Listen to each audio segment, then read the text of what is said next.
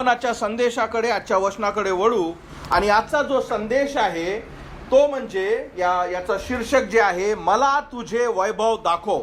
म्हणजे इथे एक जो व्यक्ती, देवाचा सेवक मोशे देवासंग बोलत आहे का, देवा मला तुझे वैभव दाखव. आणि या संदेशाच्या कडे जाण्याच्या आधी मी तुम्हाला काही गोष्टी सांगतो.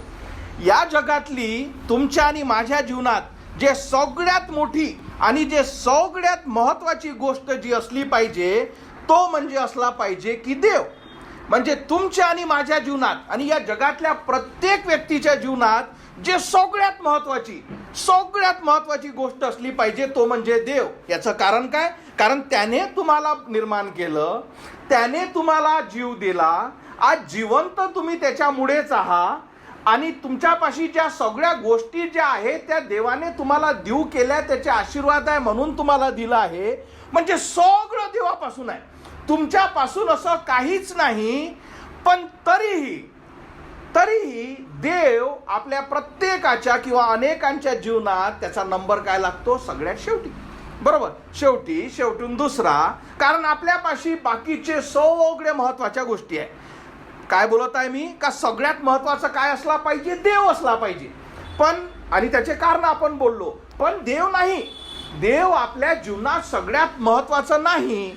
याचं कारणही हे आहे का देव म्हणजे जी गोष्ट आपल्याला समजते, ते सैतानाने, या जगाने आपल्याला अशी देवाची प्रतिमा मलिन केली आहे का आपल्याला फक्त की असा एखादा व्यक्ती आहे बा, तो म्हणजे माझ्यापेक्षा थोडा जास्त शक्तिवान आहे, तो कुठेतरी स्वर्गात बसला आहे आणि तो आपल्या कामात बिझी आहे, किंवा अशा नाना प्रकारे गोष्टीमुळे आपल्याला खरं देव काय आहे या गोष्टीची प्रचिती किंवा या गोष्टीचं ज्ञानच नाही.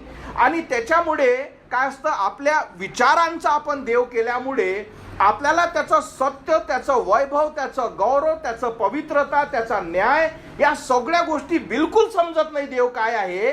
आणि त्याच्यामुळे काय झालं, देवाचं जे महत्व आहे ते आपल्या जीवनात म्हणजे सगळ्यात खाली. आता सगळं झालं काय, तर आता मी देव करते. बरोबर, म्हणून मी तुम्हाला काय सांगितलं, देवाची जी पोझिशन किंवा जी जागा असली पाहिजे ते आपल्या जीवनात सगळ्यात पहिले असली पाहिजे. पण देवाची खरोखर आपण जर बघतो तर जागा सगळ्यात शेवटी आहे. आणि त्याचं कारण म्हणजे का देव खरंच काय आहे, देव खरंच स्वर्गातील म्हणजे कसा काय असतो, या गोष्टीविषयीचं अज्ञान आणि या गोष्टीविषयीचं जे सैतानाने फैलवलेलं जे खोटं आहे, आणि याच्यामुळे आपण फसलो आहोत. आणि म्हणून आजचा जो संदेश आहे तो कशासाठी आहे का, तुम्हाला जो स्वर्गातील जो देव आहे तो काही उदाहरणाद्वारे तुम्हाला समजावा की खरंच देव काय आहे. मला जसं वाटते का बा, कसंही एखाद्या मित्रासारखा कसंही मी त्याला वागू शकतो, कसंही देवाचं नाव घेऊ शकतो, जेव्हा पाहिजे त्याच्याजवळ जाऊ शकतो, जेव्हा पाहिजे तेव्हा आपलं मन पलटू शकतो. या गोष्टीपासून दूर राहून खरं देवाची प्रतिमा काय आहे, स्वर्गातील देव काय आहे, हे समजण्यासाठी आजचा संदेश आहे. आणि म्हणून काही गोष्टी आपण बघू का. एक लक्षात ठेवा की देव, पहिली गोष्ट, ना धातूचा आहे, ना तो लाकडाचा आहे, ना तो मातीचा आहे, ना तो हाड आणि मांसाचा आहे. देव हा आत्मा आहे. आत्मा म्हणजे स्पिरिच्युअल, म्हणजे स्पिरिट. आणि हा देव जो स्वर्गातील आहे तो एकच आहे, अनेक देव नाही. आणि हा जो स्वर्गातील देव आहे तो अमर्यादित शक्तीवाला. म्हणजे अमर्यादित म्हणजे मी तुम्हाला त्याची व्याख्या सांगतो. अमर्यादित म्हणजे का त्याची जे शक्ती आहे ते मनुष्याच्या शब्दाद्वारे तुम्ही सांगू शकणार नाही. समजलं का? देव जेवढा अमर्यादित आहे, मी तुम्हाला माझ्या शब्दाद्वारे काही मी तुम्हाला समजून सांगतो, हे होऊ शकत नाही. कारण जो एक मर्यादित मनुष्य म्हणजे तुम्ही आणि मी, तो स्वर्गातील अमर्यादित देवाला आपण त्याला शब्दाद्वारे सांगू शकत नाही का देव असा आहे. पण मग म्हणा तुम्ही की मग देव मी कसं समजू? जितके तुम्ही देवाचे वचन आणि जितके देवाचे वचन तुम्ही ऐकता, फक्त ऐकताच नाही तर जितका तुम्ही त्याच्यावर विश्वास ठेवता, तितका देव तो काय आहे हा तुम्हाला रिव्हेल किंवा तुम्हाला तो काय करतो, तुम्हाला तो दाखवतो कमी काय आहे. म्हणजे देवाला जर तुम्हाला समजायचं असेल तर फक्त तो देवाच्या शब्दाद्वारे आणि तुमच्या विश्वासाद्वारेच तुम्ही त्याला समजू शकता आणि पाहू शकता. पण तरीही आजच्या संदेशाद्वारे मी तुम्हाला ह्या ज्या काही घटना या बायबलमध्ये घडल्या याच्याद्वारे फक्त की तुमच्या डोक्यात जे एक इमेज आहे आणि ही इमेज 100% जी चुकीची आहे. कारण जर इमेज ती खरी देवाविषयी किंवा तुम्हाला खरंच ज्ञान असतं, तुमचं जीवन बदललं असतं, तुमच्या जीवनात देव सगळ्यात पहिले असता, तुम्हाला देवाचं भय असतं, तुम्हाला पवित्रता समजली असती, तुम्हाला की खोटं वाईट लबाडी हे तर मी कधी विचारही करू शकणार नाही इतकं तुम्हाला समजलं असतं जर खरंच स्वर्गाचा देव काय आहे तुम्हाला कळेल. आणि म्हणून मी तुम्हाला सांगतो, जरी मी हा संदेश देत असलो तरी मी प्रार्थना करतो का देवाने तुम्हाला दाखवावं की तो कोण आहे. कारण जसं मी तुम्हाला सदैव सांगत असतो का देवाने तुम्हाला दाखवावं यासाठी का तुमचे हृदय उघडावे की अरे या जो स्वर्गातील देव आहे, हा जो मनुष्याने बनवलेला किंवा जगातील किंवा माझ्या विचाराचा नव्हे, जो माझं जीवन बदलत नाही, तर तो स्वर्गातील देव ज्याला तुम्ही या पृथ्वीवर जाणणे फार महत्वाचे आहे, कारण त्याच्यासमोर तुम्ही एकदा उभे राहणार आहात. आणि म्हणून काही विचाराद्वारे काही गोष्टीद्वारे आपण काय करणार आहोत हे बघणार आहोत. तर लक्षात ठेवा, सुरुवातीपासून देवाची योजना होती का देवाची जी इच्छा आहे ती देवाची इच्छा मनुष्याला कळावी आणि याच्यासाठी देवाने संदेष्टे, याच्यासाठी देवाने देवदूत, याच्यासाठी देवाने देवाचा शब्द, याच्यासाठी देवाने जे देवाच्या वचनावर चाललेले मनुष्य यांचा वापर केला का देवाचा संदेश तुमच्यानी माझ्याजवळ यावा. तर असाच एक मोशे नावाचा जुन्या करारातील व्यक्ती याच्याविषयी आपण बघणार आहोत. तर हा जो मोशे होता याला देवाने निवडलं यासाठी का देवाने त्याला 10 आज्ञा द्याव्यात. आणि म्हणून देवाने त्याला काय केलं, त्याला सिनाय पर्वत जो होता त्या सिनाय पर्वतावर देवाने म्हटलं की मोशे तू पर्वतावर ये, मी तुझ्या संग बोलतो आणि मी तुला काय करतो, मी तुला ज्ञान देतो, माझं हृदय माझ्या इच्छा तुला सांगतो आणि त्या इच्छा 10 आज्ञा तू घेऊन तू या इस्रायल लोकांना किंवा नंतर या जगाला तू कळव. आता हा मोशे जेव्हा तिथं गेला आणि एक सुंदर गोष्ट त्याने केली ती म्हणजे आपण बघू. तर या मोशेची जी इच्छा होती,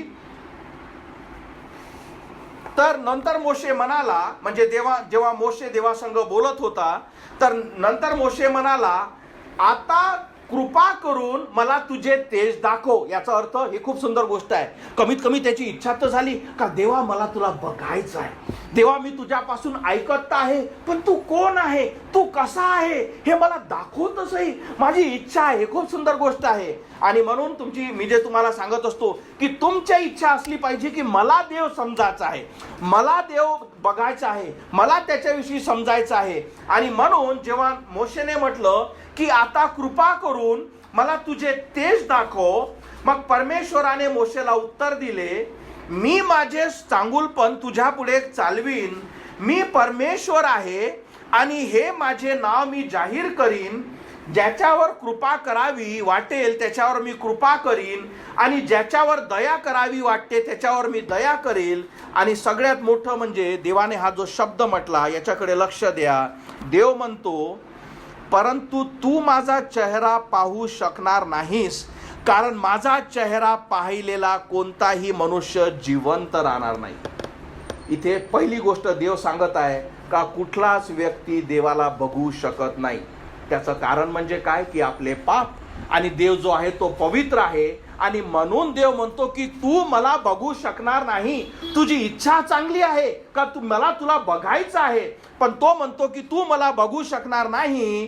कारण हे निर्गम 33:20 वचन जे आहे तो म्हणतो, कारण माझा चेहरा पाहिलेला कोणीही मनुष्य जिवंत राहणार नाही. आणि म्हणून जे मी तुम्हाला सांगितलं का कुठलाच व्यक्ती देवाला बघू शकत नाही. आपण पुढच्या गोष्टी बोलू की याचं उत्तर काय आहे मग. आणि म्हणून जे मी तुम्हाला सांगितलं का देवाची जे पवित्रता आहे, देव जो पवित्र आहे, हा पवित्र शब्द जर मी 1000दाही म्हटला किंवा तुम्ही एखादी माळा घेतली आणि पवित्र पवित्र पवित्र करत राहिले, त्याच्यामुळे तुम्हाला पवित्रता देवाची समजणार नाही. पण तुम्हाला मी एक देवाच्या वचनातून उदाहरण देतो, जे बायबलमध्ये घडलं, ज्याच्यामुळे तुम्हाला कळावं की हा स्वर्गातील देव, ज्याचा तेज एवढा आहे, जो पवित्र एवढा आहे का जर मनुष्याने त्याला बघितलं तर मनुष्य जिवंत राहू शकणार नाही. आणि म्हणून एक गोष्ट आपण देवाची बघणार आहोत. यशायाचं एक पुस्तक, जुन्या करारातील यशायाचं पुस्तक, इथे पहिली गोष्ट आपण प्रस्थापित करणार आहोत का देव किती पवित्र आहे. आणि म्हणून जे मी तुम्हाला सदैव सांगत असतो का मनुष्य पापी डायरेक्ट देवाजवळ येत नाही, त्याचं कारण देव जो पवित्र आहे ते या उदाहरणाद्वारे तुम्ही समजण्याचा किंवा वचनाद्वारे प्रयत्न करा. तर यशाया नावाचा एक संदेष्टा, जो देवाला भिवून वागणारा, जो देवाच्या वचनावर चालणारा, ज्याच्यावर देवाची दया होती, ज्याच्यापासून आपण म्हणजे त्या व्यक्तीपासून आपण कोसो दूर दूर आहोत, त्याची पवित्रता आपण मनुष्याविषयी बोलत आहोत. आणि आपण याच्यात इतका मोठा दूर आहे, तरी हा जो मनुष्य, याला यशायाला देवाने काय केलं, त्याला दर्शन दिले. दर्शन म्हणजे काय, त्याला भाकीत दिलं, त्याला दृष्टांत दिला आणि त्याला स्वर्गाविषयीचं त्याला काय दिला, एक दृष्टांत देवाने दिला. आणि हा यशाया त्या दृष्टांतात काय म्हणत आहे हे ऐका. विषय काय आहे का देव पवित्र किती आहे. म्हणून मी तुम्हाला सांगितलं, जर मी तुम्हाला असंच म्हणतो अरे देव पवित्र आहे, बरं देव पवित्र आहे, पण तुम्हाला त्याचा अर्थ बिलकुल समजणार नाही. पण या गोष्टीद्वारे काही घटना काय आहे याच्याद्वारे आपण समजण्याचा प्रयत्न करू.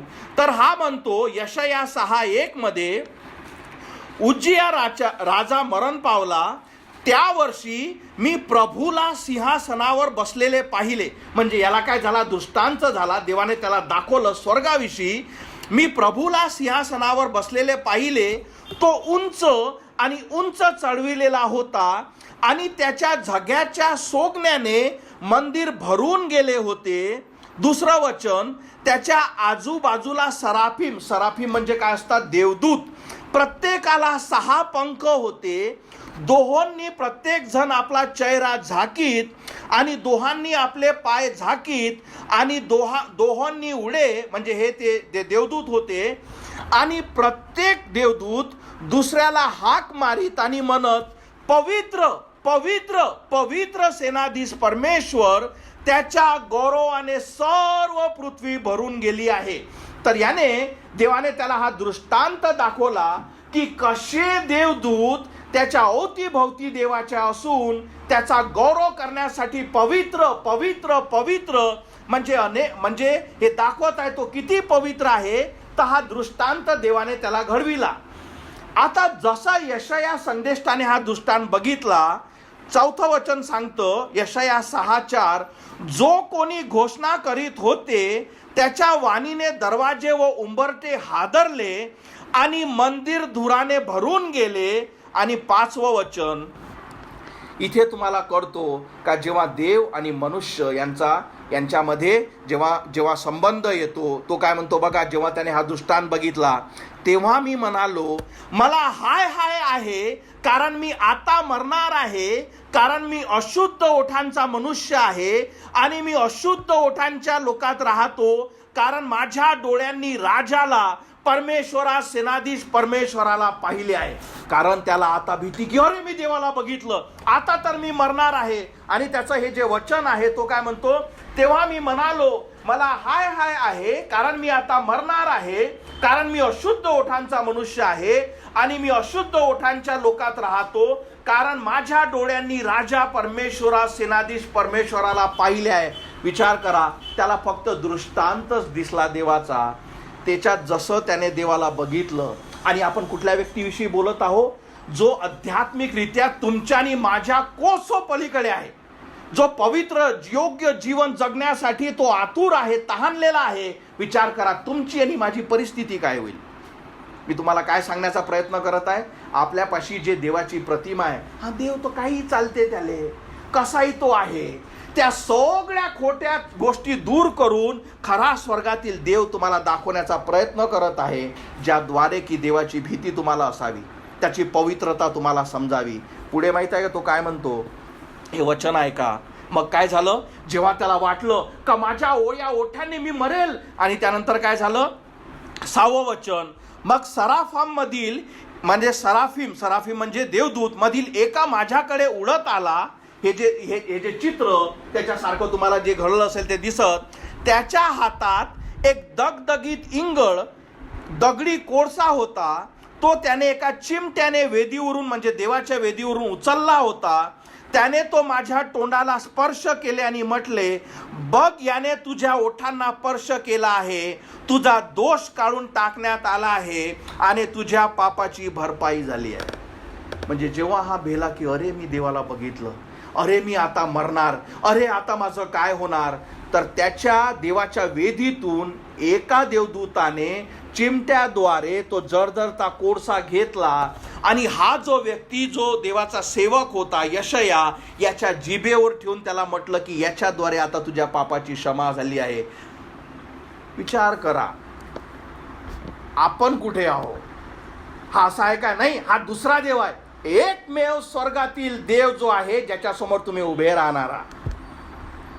आज आपल्याला काही केलं तरी चालतं, आपण आपलं जीवन बदलत नाही, जसं पाहिजे तसं वागतो. हा जो यशया देवाचा नम्र सेवक ज्याचा उपयोग देवाने केला, हा जेव्हा देवाला याला फक्त दृष्टांत झाला आणि ज्याने स्वर्गातील प्रतिमा जेव्हा बघितली आणि जेव्हा त्याला कळलं की नाही आता मी मरतो, आता माझा जीव जाईल, तेव्हा त्याला कळलं. पण देवाच्या दयेने तो वाचला, कारण देवदूताने देवाच्या जे त्याचं जे हे होतं त्यातून कोळसा काढून त्याच्या वेदीवरून काय काढला, त्याच्या जिभेवर टाकून का तुझे पाप. कारण सगळ्यात मोठी गोष्ट काय आहे, आपले पाप जे आपल्याला देवापासून दूर ठेवतात. देवाचा मी सांगण्याचा प्रयत्न काय करत आहे का तुम्ही आणि मी देवासमोर उभेही राहू शकणार नाही कधी, जोपर्यंत आपल्या पापाची क्षमा होत नाही. सगळ्यात मोठी गोष्ट काय का देव जो पवित्र आहे, म्हणून आपल्या विचाराचा देव काढणं दूर करा. तुमच्यापाशी जास्त वेळ नाही. आपल्या मनातील की काही चालते, मी काही केली तरी चालते, मी लपून केलं तरी चालते, मी खोटं केलं तरी चालते. अरे हा मनुष्य सेना, हा जो यशया होता, हा देवाचा सगळ्यात मोठा जगातील संदेष्टा ज्याचा उपयोग देवाने केला, हा व्यक्ती म्हणत आहे की हाय मी मरून जाईल कारण मी देवाला बघितलं. म्हणून सगळ्यात मोठी गोष्ट, जोपर्यंत तुम्हाला देव किती पवित्र आहे आणि मी त्याच्यासमोर किती पापी आहे हे जोपर्यंत तुम्हाला समजणार नाही, तुम्ही काय तुमचं जीवन कधीच बदलणार नाही, कधीच तुम्ही देवाजवळ येणार ना. कारण जी एक मलिन प्रतिमा जे सैतानाने आपल्या डोक्यात दिली आहे, काय देव, कुठं आहे देव, कसा असते देव, कोण सांगितलं तुला, कुठं आहे शिक्षा, कुठं आहे पाप, कुठं आहे नरक. आणि याच्याद्वारे जो खरा देव स्वर्गातील आहे, एक लक्षात ठेवा, तुम्ही त्याला कितीकही कशी माना नका मानू, पण हा जो देव ज्याच्याविषयी आपण थोडंसं ऐकलाय, फक्त झलकी म्हणता नाही येईल, याच देवासमोर तुम्ही आणि मी उभे राहणार आहोत. जेव्हा मी तुम्हाला सांगत असतो का एकदाच मरण आणि न्याय आहे, याच देवासमोर, कारण हा पवित्र आहे आणि याच देवासमोर तुमचा आणि माझा न्याय आहे. आणखी एक आपण उदाहरण बघू. एक सुंदर एक उदाहरण आहे. पहिला आपण काय बघितलं, देव पवित्र आहे. दुसरी गोष्ट एक लक्षात ठेवा, देव जो आहे तो न्यायी आहे. न्यायी म्हणजे कारण तो पवित्र आहे आणि त्याच्या विरुद्ध जेव्हा आपण पाप करतो त्याचा न्याय तो घेणारच आहे. मी तुम्हाला एक गोष्ट सांगू का, प्रत्येक व्यक्ती, या जगातील प्रत्येक व्यक्ती ज्याच्या पापाची क्षमा झालेली नाही आणि जो जिवंत आहे, त्याच्यावर देवाच्या रागाची तलवार लटकत आहे, त्याच्यावर देवाच्या रागाचा क्रोध अजून लटकत आहे. फक्त तो पडायची देर तोपर्यंत आहे, कारण देव त्याला, आपण वचन काय ऐकलं की देव संयमी आहे. या महिन्याचं वचन, त्याची इच्छा नाही का कुठल्याच आत्म्याचा नाश व्हावा. आपण काय बघितलं, देवाची इच्छा आहे का प्रत्येकाने पश्चातापाने त्याच्याजवळ यावे. आणि ही गोष्ट जोपर्यंत तो व्यक्त करत नाही तोपर्यंत जो सहनशील म्हणजे काय का तलवार ती लागलेली आहे. आपण मागच्या आठवड्यात मागे एक संदेश बघितला, तो काय म्हणतो की झाडाच्या उराशी ते लाकुडाची ते कुऱ्हाड लागलेली आहे, फक्त गरज आहे ते लावण्याची. आणि जसा मनुष्याचा जीव जातो त्याला कळतो की काय आहे. सांगण्याचं तात्पर्य, आज जरी आपल्याला वाटत असेल काय आहे, कोणीच काही म्हणत नाही, कधीच न्याय नाही, कोणी पाहिलं, तलवार लटकत आहे. देवाचा राग तुमच्यावर आहे जोपर्यंत आपली क्षमा होत नाही. आणि म्हणून जसं पहिला आपण बघितलं का देव पवित्र आहे, दुसरं देव किती न्यायी आहे ते तुम्हाला पवित्रता जशी उदाहरणातून सांगितली तसा देवाचा न्याय कसा या जगावर एका उदाहरणाद्वारे झाला, याच्याद्वारे तुमचा न्याय आणि माझा कसा होईल हे तुम्हाला मी शिकवतो आणि दाखवतो का तुम्हाला समजावं का हा काय बोलत आहे. तर हा जो मोशे नावाचा जो व्यक्ती आहे त्यातली एक घटना मी तुम्हाला सांगतो. तर जे देवाने त्याला मोशेला संदेष्टा म्हणून निवडलं आणि त्याला लोकांसोबत म्हणजे यहुदी लोकांसोबत, कारण देव काय करतो, कारण लोक पापी आहेत म्हणून देव डायरेक्ट बोलत नाही आणि मोशेला निवडून का माझा संदेश तू या लोकांना सांग. आता तिथे कोरा नावाचा एक व्यक्ती, ठीक आहे, प्रत्येक ग्रुपमध्ये व्यक्ती असतो. हा कोरा नावाचा जो व्यक्ती आहे त्याचं कुटुंब ते मोशेजवळ आले आणि मोशे काय करायचा, देवाचा जो संदेश आहे, अरे देव हे बोलत आहे, देवाची इच्छा हे आहे, देव हे म्हणत आहे, हे देवाने मला तुम्हाला सांगितलं. हा कोरा नावाचा व्यक्ती मोशेजवळ आला आणि त्याने म्हटलं, म्हणजे देव फक्त तुझ्या संगच बोलतो, तूच फार हुशार आहे. आपण बघतो आजच्या जीवनात आहे ना, आपल्याला जागोजागी ह्या गोष्टी दिसतात, कारण हा मनुष्याचा स्वभावच आहे. जो पवित्रतेवर चालण्याचा प्रयत्न करत आहे त्याला मागे ओढा, जे वाईट आहे त्याला सपोर्ट करा. असाच हा कोरा नावाचा व्यक्ती. आपण लक्षात ठेवा काय बघत आहोत, देवाचा न्याय.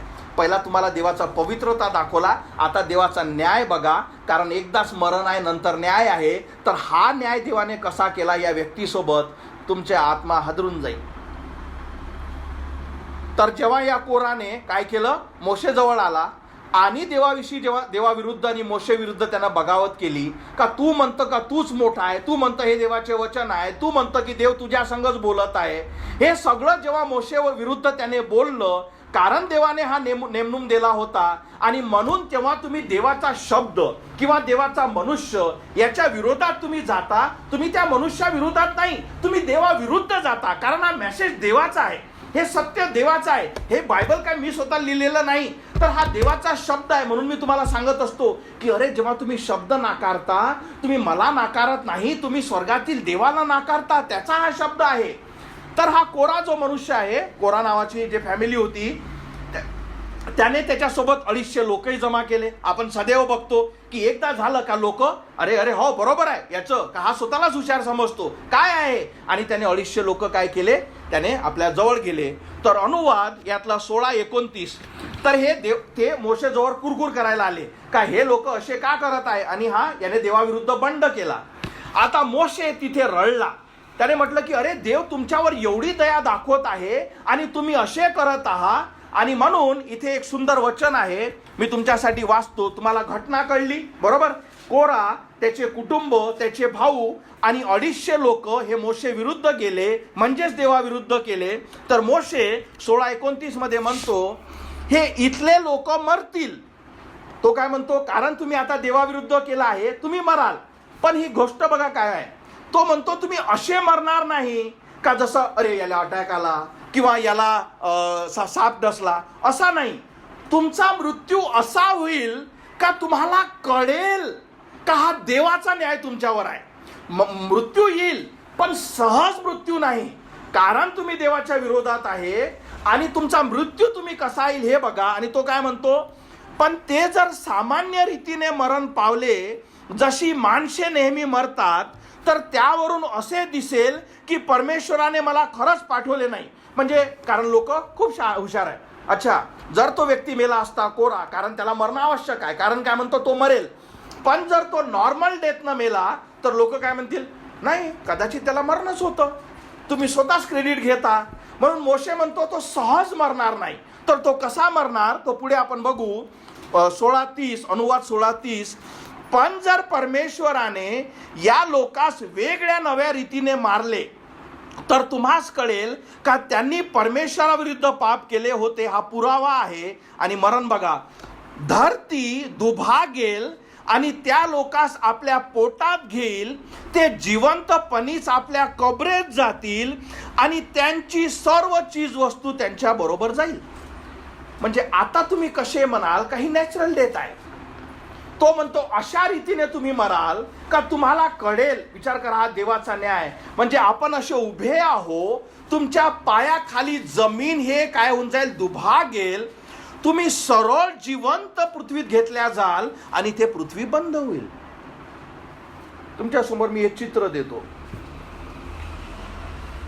अनुवाद 16:31 म्हणतं, जेव्हा मोशेचे बोलणे संपले तेव्हा त्या लोकांच्या पायाखालची जमीन दुभागली.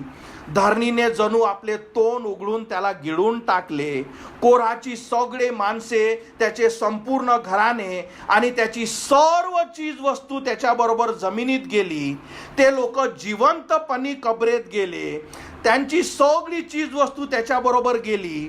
नंतर जमीन पूर्वत झाली. ते नष्ट झाले, लोकातून नाहीसे झाले.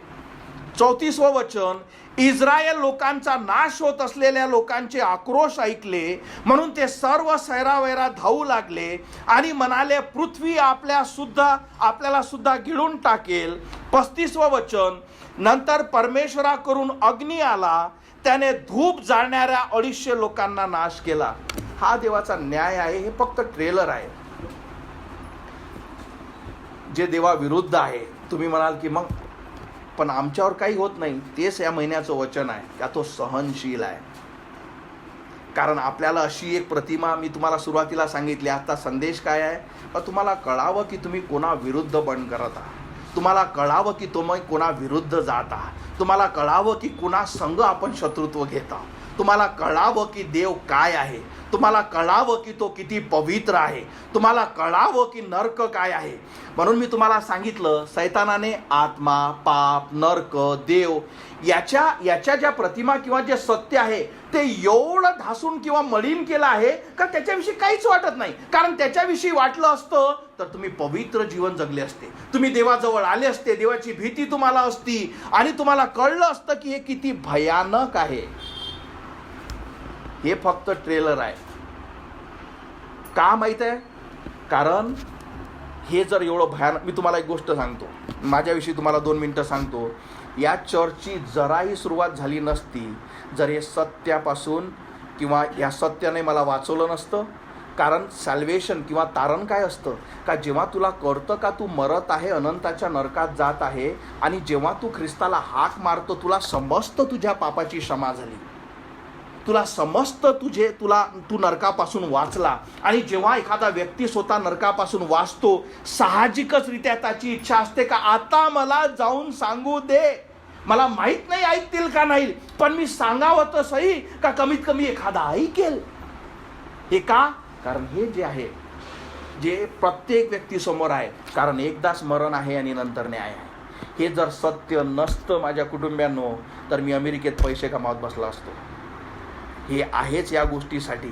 तुम्ही आज माना न माना, हा जो देव मी तुम्हाला दाखवण्याचा प्रयत्न करत आहे याच्यासमोर तुम्हाला उभे राहणं आहे. आणि याच्यासमोर उभे राहण्यापासून वाचण्यासाठी जे देवाने केलेली आहे योजना ते आपण बघू. आपण काय बघितलं सगळ्यात आधी? का देव पवित्र आहे. आपण बघितलं का देव न्यायी आहे. तिसरी एक गोष्ट ज्याच्यामुळे तुम्ही आणि मी जिवंत आहोत, जगत आहोत, का देव प्रेमळ आहे. देव प्रेमळ आहे. तो आजही तुमच्या आणि माझ्यावर प्रेम करतो. पण आपण सुरुवातीला काय बघितलं? मोशेने काय म्हटलं? मोशेने म्हटलं की देवा मला तू दाखव, मला तुला बघायचं आहे. देव म्हणतो की तू मला बघू शकणार नाही. मला तू जर बघशील तर तू मरशील. कुठलाही व्यक्ती मला बघू शकत नाही. आता देवाची योजना काय हे मी तुम्हाला सांगतो.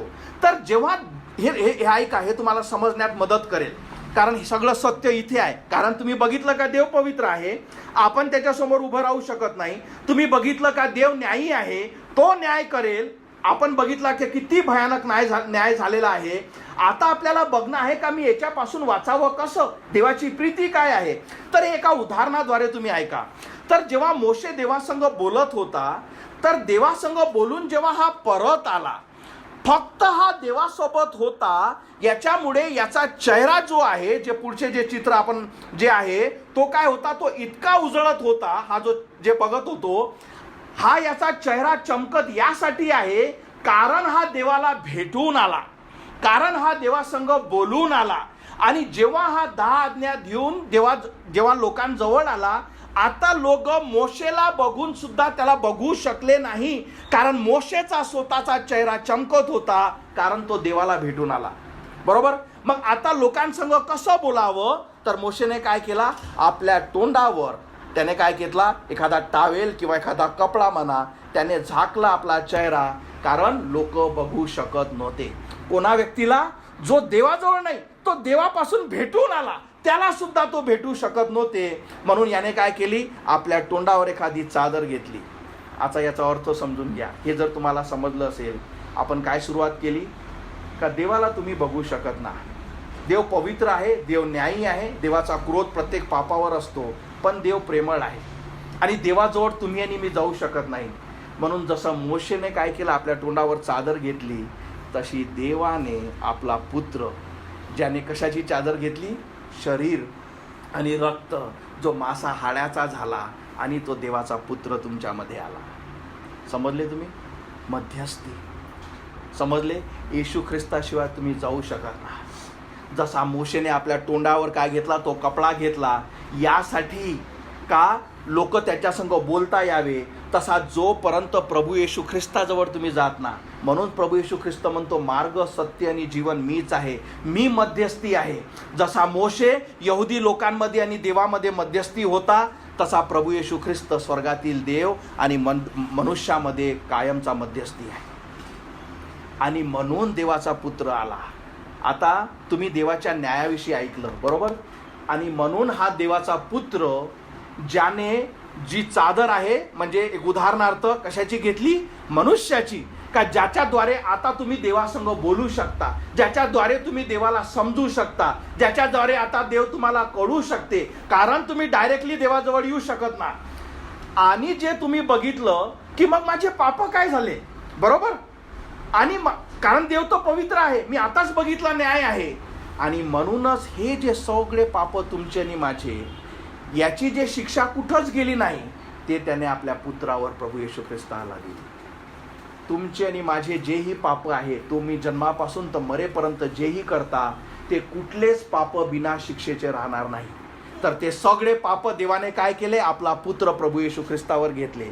तो क्रूसावर जेव्हा मरत होता, हे सगळे पाप त्याने आपल्या स्वतःवर घेतले, यासाठी का तुम्हाला त्याच्याद्वारे सार्वकालिक जीवन प्राप्त व्हावे. समजलं? म्हणून जेव्हा प्रभू येशू ख्रिस्त क्रूसावर मरत होता, तुम्हाला मी शिकवलं आहे, दुपारी 12 पासून तर 3 वाजेपर्यंत अंधार होता. कारण हा जो प्रकोप, जो न्यायी देव आपण ऐकत आहोत, त्याचा सगळा न्याय त्या देवावर टाकण्यात आला, जो तुमच्यावर आणि माझ्यावर येणार आहे. पण तो त्याने देवाच्या पुत्रावर घेतला. आणि म्हणून मरता मरता प्रभू येशू ख्रिस्ताने क्रूसावर काय म्हटलं, हे संपन्न झालं. त्याने काय म्हटलं, याचा अर्थ काय, का तुमच्या सगळ्या पापाची शिक्षा मी घेतली. आणि त्याने आपला प्राण दिला. आणि तो 3ऱ्या दिवशी मरणातून उठला. आणि तो म्हणतो की आता जोही विश्वासाने मला हाक मारेल, का येशू माझा आत्मा वाचो, माझ्या पापाची क्षमा कर. तुम्हाला काय सांगितलं, तुम्ही देवाजवळ डायरेक्ट जाऊ शकत नाही. ज्याच्यापाशी पुत्र, त्याच्यापाशी जीवन. आणि जसे तुम्ही त्या पुत्रावर विश्वास ठेवता, का येशू माझी क्षमा कर. मी तुम्हाला एक गोष्ट सांगतो, जी कोराची गोष्ट आपण ऐकली, बरोबर? मोशे मध्यस्थी होता. तो कोरा काय म्हणाला, तू मध्यस्थी म्हणजे देव आमच्या संग बोलू शकत नाही, तू स्वतःच आहे सगळं. त्याने देवाविरुद्ध बंड केला. देवाने जो मनुष्य नेमला, त्याच्या विरुद्ध त्याने बंड केला. आणि देवाचा प्रकोप काय बघितला, जमीन फाटली आणि त्याला आत घेण्यात आलं. विचार करा, देवाने तुमच्यासाठी त्याचा पुत्र पाठवला. जेव्हा तुम्ही त्याला नकारता, त्याच्याद्वारे जे तारण आहे, ज्याने ते तुमच्यासाठी क्रूसावर केलं आहे, तुम्ही त्याला नकारता. विचार करा, त्या व्यक्तीचा न्याय किती मोठा आहे. आणि म्हणून हे सगळ्यात महत्त्वाचं आहे. एक लक्षात ठेवा, देवाला, हा जो देव मी तुम्हाला दाखवण्याचा प्रयत्न केला, याला तुम्ही भेटणारच. म्हणजे 100%, म्हणजे हे अटळ आहे. जसं तुमचं मरण जे आहे ते तुम्ही टाळू शकत नाही, तसंच हा जर तुम्ही टाळू शकाल तर हे तुमच्यासाठी नाही. पण जर तुम्हाला माहीत आहे की मला माहीत आहे की मी मरणार आहे, तर तेवढंच सत्य हे आहे की हा जो देव मी दाखवला, याच्यासमोर तुम्ही उभे राहणार आहे. आता आपल्यापाशी 2 पर्याय आहे. एक तर देवाने जो पाठवला, देवाचा कोकरा, जो प्रभू येशू ख्रिस्त, जेव्हा तो येत होता, योहानाने काय म्हटलं की हा बघा देवाचा कोकरा, जे मनुष्याचे पाप घेण्यासाठी या देवाने पाठवला आहे. एक तर तुम्ही देवाला त्याच्या पुत्राद्वारे तुमच्या पापाची क्षमा घेऊन त्याच्या संग तुम्ही भेटू शकता, किंवा त्याला जेव्हा तो सिंहासनावर बसेल, जे आपण यशायामध्ये बघितलं, तो यशाया जसा त्याच्या समोर आला, तो म्हणाला, आम्हाला हाय आहे, आता मी मरणार, का? कारण त्याच्या पापाची क्षमा होणं बाकी होतं. आणि आपण बघितलं की देवदूताने जळजळीत कोळसा घेतला, त्याच्या जिभेवर ठेवला आणि म्हटलं की तुझ्या पापाची क्षमा झाल्यामुळे आता तू मरणार नाही. ती क्षमा देवाचा पुत्र तुम्हाला देऊ शकतो. कधी? जेव्हा तुम्हाला कळतं हे जे मी सत्य सांगितलं. तुम्ही आपल्या विचाराचा जर देव करत असाल, तुम्हाला देवाची कधी भीती वाटणार ना, तुम्हाला तुमच्या पापाविषयी काही वाटणार ना, तुम्हाला नरकाविषयी वाटणार. पण जेव्हा तुम्हाला समजतं की हो, मला समजतं देव काय आहे आणि या देवासमोर मी न्याय देण्यासाठी एक दिवस उभा राहणार आहे. हा देव जो पवित्र आहे त्याच्यासमोर मी पापी आहे. आणि जेव्हा तुम्हाला हे कळतं का मी कसा याच्यातून वाचू, जर तुमची इच्छा असेल, म्हणून तुम्हाला मार्ग पाहिजे, तो मार्ग प्रभू येशू ख्रिस्त आहे. आणि म्हणून देवाने आपला एकुलता एक पुत्र यासाठी दिला का याद्वारे, त्याच्याद्वारे जो कोणी त्यावर विश्वास ठेवतो त्याचा नाश होऊ नये, तर त्याला सार्वकालिक जीवन मिळावे. म्हणून तुमच्या सगळ्यांपाशी, मला माहीत नाही तुमचं हृदय कुठे आहे, मला माहीत नाही की तुम्हाला या गोष्टीची शाश्वती आहे का. मी तुम्हाला एक गोष्ट 100% सांगतो, देवाला तुम्ही भेटणार आहात. आता एक तर तुम्ही जेव्हा डायरेक्टली देवाला भेटा तुमच्या पापाची क्षमा न झाल्यापासून, आणि तुम्ही देवाचा प्रकोप बघाल का देवाचं वचन सांगतं जेव्हा तो न्यायासाठी सिंहासनावर बसेल, माहीत आहे काय सांगतं की पृथ्वी आणि स्वर्ग या सगळ्या गोष्टी नाहीशा होतील. आकाश पृथ्वी हे पडतील, मनुष्य नाही तर हे पृथ्वी पडेल जेव्हा देव त्या न्यायासनावर बसेल आणि तुमच्यासाठी न्यायाला बसेल आणि प्रत्येक मनुष्याचे पाप उघडे करेल आणि त्याचा न्याय करेल. याच्यापासून वाचण्यासाठी काय आहे, देवाने तुमच्यासाठी हा कृपेचा पिरियड दिला आहे.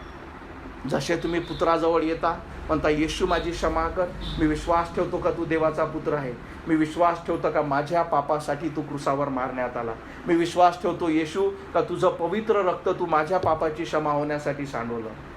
आणि जसे तुम्ही त्याला विश्वासाने हाक मारता, येशू माझी क्षमा कर, माझा आत्मा वाचो, मी तुला माझा देव माझा तारणारा स्वीकारते, जशी विश्वासाने तुम्ही छोटीशी प्रार्थना करता, तो स्वर्गातील देव त्याच समय तुम्हाला वाचवतो. देवाला तुम्ही जरूर भेटणार आहात. मला विचाराल, मी प्रभू येशूला स्वीकारलं, देवाचा कोक राजाने माझ्यासाठी दिला, त्याने माझ्या पापाची क्षमा केली, म्हणून त्याच्याद्वारे मी देवाजवळ जाऊ शकतो. पण जोही हा मार्ग नाकारतो, बरोबर, आता देवाचा न्याय त्याच्यासमोर आहे. गरज तुमची आहे, निर्णय तुमचा आहे का देवाला भेटणं हे नक्की आहे.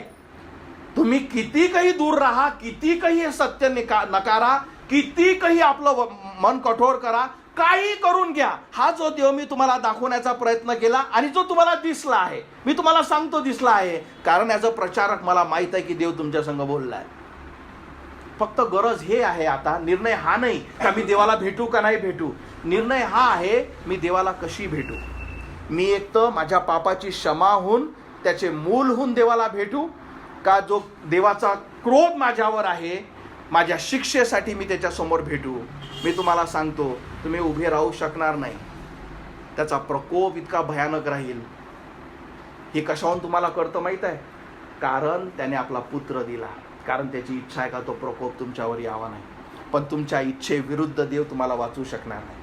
पण जेव्हा तुम्ही निर्णय घेता, हो मी विश्वास ठेवते, आजपर्यंत मला असं वाटलं का देव बस असंही काहीतरी या ख्रिश्चन धर्माचा एखादा व्यक्ती आहे, या चर्चमध्ये असते, हे आम्ही हे करतो, हे तुमची मनधारणा, शैतान तुम्हाला फसवत आहे. पण जर तुम्हाला आज खरंच स्वर्गातील देव जो एकमेव देव आहे, ज्याच्याविषयी तुम्हाला जर थोडंही कळलं असेल आणि जर तुम्हाला भीती वाटली असेल, कारण देव काय म्हणतो, देवाचा भय हे ज्ञानाची सुरुवात. कारण सगळ्यात मोठी समस्या काय आहे, आपल्याला देवाचा भयच नाही. पण जर तुम्हाला खरंच स्वर्गातील देव कळला असेल, ज्याच्यासमोर तुम्हाला उभं राहणं आहे, कारण एकदाच न्याय, एकदाच मरण, नंतर न्याय आहे, त्याच्यासमोर जर तुम्हाला त्याचे मूल म्हणून उभं राहण्याचं असेल, तर येशू ख्रिस्त काय म्हणतो, जितक्यांनी माझ्या नावाला हाक मारली तितक्यांना मी देवाची मुलं होण्याचा अधिकार दिला. तुम्ही एक तर देवाचे मुलं होऊन त्याच्यासमोर जा किंवा देवाचे शत्रू होऊन तुमच्यासमोर जा, हे चॉईस तुमचे आहेत. मी ज्या दिवशी ख्रिस्ताला हाक मारली, म्हटलं येशू माझी क्षमा कर, मी विश्वास ठेवतो का मी पापी आहे, माझा आत्मा नरकात जाईल, येशू मला नरकात जायचं नाही, माझा आत्मा वाचो. इतकी छोटीशी प्रार्थना मी त्या देवाच्या पुत्राला केली, त्याने स्वर्गातील माझी प्रार्थना ऐकली, माझा प्राण वाचवला, माझ्या आत्म्याची माझी क्षमा झाली. आज जेव्हा मी देवाला भेटेल, मी त्याचा पुत्र म्हणून भेटेल, त्याने माझं जीवन बदललं. आणि हे तुमच्या प्रत्येकासाठी आहे, निर्णय हा तुमचा आहे. आपण आपले डोळे बंद करू, आपण प्रार्थना करू. जसं देवाचं वचन सांगतं, म्हणून मी तुम्हाला अनेकदा सदैव सांगत असतो की एकदा मरण नंतर न्याय. आणि कुठल्या देवासमोर, कोण आहे तो देव, आज त्या वचनाद्वारे देवाने तुम्हाला दाखवण्याचा प्रयत्न केला. जर तुम्हाला या गोष्टीविषयी जराही भीती असेल, आणि ही असली पाहिजे का, कारण याच्यापासून कोणीच व्यक्ती वाचू शकत नाही. आणि जर तुम्हाला समजलं असेल की अरे हा जो देव, जो पवित्र आहे, जो न्यायी आहे, जो पापाचा न्याय करणार आहे, देवाचा राग प्रत्येक व्यक्तीवर, प्रत्येक पापावर आहे, प्रत्येक पाप्यांवर आहे. आणि जोपर्यंत तुमच्या पापाची क्षमा होणार नाही, तोपर्यंत कुठलाच व्यक्ती त्याच्या क्रोधापासून वाचू शकत नाही. पण सगळ्यात सुंदर गोष्ट काय आहे, देव प्रत्येकावर प्रेम करतो, तो सहनशील आहे. आणि म्हणून त्याने त्यातून मार्ग काढला. त्याने आपला पुत्र प्रभू येशू ख्रिस्त दिला. जो पवित्र होता त्याने आपल्या स्वतःलाच नम्र केले आणि तो मनुष्य बनून आपल्यामध्ये आला, यासाठी का त्याच्याद्वारे तुम्ही देवाजवळ जाऊ शकावे. म्हणून ख्रिस्त म्हणतो की मार्ग, सत्य आणि जीवन मीच आहे. माझ्या वाचून आल्याशिवाय स्वर्गाच्या राज्यात कोणीच जाऊ शकत नाही.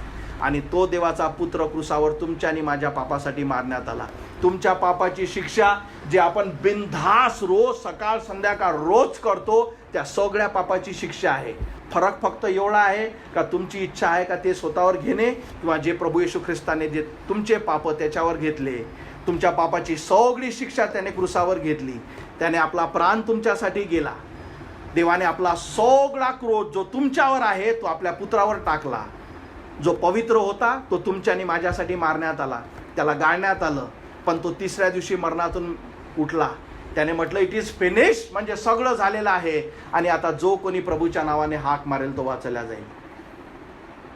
एकदाच मरण आहे, नंतर न्याय आहे. फरक फक्त एवढा आहे का तुमचा निर्णय काय आहे. तुम्ही त्याला आपला तारणारा म्हणून भेटायची इच्छा आहे का माझा न्यायाधीश म्हणून तुम्हाला त्याची भेटायची इच्छा आहे. हा निर्णय तुमचा आहे. तुम्हाला एक तर देवाचा कोकरा जो तुम्हाला कृपा देऊ शकतो, आज तुम्हाला वाचू शकतो, त्याच्याद्वारे तुम्हाला भेटायचं आहे, किंवा सिंहासनावर बसलेला जो प्रभू येशू ख्रिस्त, ज्याचा प्रकोप तुमच्यावर आजही आहे आणि मरणाच्या आणि न्यायाच्या दिवशी तो अधिक राहील, त्याला तुम्हाला भेटायचा आहे. हा निर्णय आज तुम्हाला करणं आहे. मार्ग तुमच्याजवळ आहे. वचन तुम्ही ऐकलाय, संदेश तुम्ही ऐकलाय. ज्या दिवशी मला हे सत्य करण्यात आलं, मी त्याला हाक मारली, त्याने माझ्या पापाची क्षमा केली. आणि आज जर हे सत्य तुम्हाला कळलं असेल, तुमच्या पापाची क्षमा झाली नसेल, तुम्हाला हे सत्य कधीच समजलं नसेल काही आहे का, आणि आज जर देवाचं वचन तुमच्या संग बोललं असेल, ते टाळू नका. वारंवार हा संदेश, वारंवार हे संधी तुम्हाला मिळणार नाही. आणि जर ते आज तुम्हाला संधी घ्यायची असेल, त्याला हाक मारा. जिथे तुम्ही बसले आहात, देव म्हणतो जसा आहे तू तसा आहे, मला हाक मार. येशू माझी क्षमा कर, माझा आत्मा वाचो. मी पश्चाताप करतो परमेश्वरा, मी पश्चाताप करते, मला समजलं मी पापी आहे, मला नरकात टाकू नको. होय प्रभू, तुझ्या न्यायासमोर प्रभू मी उभी राहू शकणार नाही. हो परमेश्वरा, माझा आत्मा अनंताच्या नरकात, परमेश्वरा हे मी विचारही करू शकत नाही. परमेश्वरा माझा आत्मा वाचो, मी पापी आहे. मी विश्वास ठेवते तू देव आहे येशू, आणि मी विश्वास ठेवते तू माझ्या पापाची क्षमा करू शकतो. कारण सगळे अधिकार देवाच्या पुत्राला आहे. तो मध्यस्थी आहे आणि त्याच्याद्वारे तुम्हाला तारण आहे. जसे तुम्ही त्याला हाक मारता, जिथे तुम्ही बसले आहात, छोटीशी प्रार्थना करता, येशू मी पापी आहे, माझी क्षमा कर. होय परमेश्वरा, मला नरकात टाकू नको. होय प्रभू, मी विश्वास ठेवते प्रभू तू देवाचा पुत्र आहे, आणि मी विश्वास ठेवते का तू माझ्या पापाची शिक्षा क्रूसावर घेतली आहे. तुला मारण्यात आलं परमेश्वरा, तुझं पवित्र रक्त तू माझे पाप धुण्यासाठी सांडवलं. होय प्रभू, तुला गाळण्यात आलं आणि तू तिसऱ्या दिवशी मरणातून विजयी झाला आणि स्वर्गात बसला आहे. आणि तुझे वचन सांगतं का जोही हाक मारेल तू वाचवला जाईल. आज मी तुला हाक मारत आहे, माझी क्षमा कर, माझा आत्मा वाचव, नवीन जीवन तू दे परमेश्वरा. मी बदलण्यासाठी, आपलं जीवन बदलण्यासाठी रेडी आहे परमेश्वरा, माझ्या पापाची क्षमा कर. जशी एक छोटीशी प्रार्थना तुम्ही करता, वचन सांगतं जो अंतःकरणाने ग्रहण करतो, मुखाने कबूल करतो, तो वाचवला जाईल. आज ही जर प्रार्थना तुम्ही करता, त्याला हाक मारता, याच समय जिथेही तुम्ही बसले आहात, स्वर्गातून तो प्रार्थना ऐकतो. आपण काय बघितलं का, देवाचा आत्मा प्रत्येकाचे आत्मे चेक करत आहे. तो बघत आहे की कुठला व्यक्ती हाक मारतो, कुठला व्यक्ती तो कठोर करत आहे. पण जेव्हा तुम्ही कठोर करता, तुमची संधी निघून जाते. पण मी प्रार्थना करतो का तुम्ही योग्य निर्णय घ्यावा, त्याला हाक मारावी की येशू माझी क्षमा कर, माझा आत्मा वाचव. हालेलुया, धन्यवाद मानतो येशू.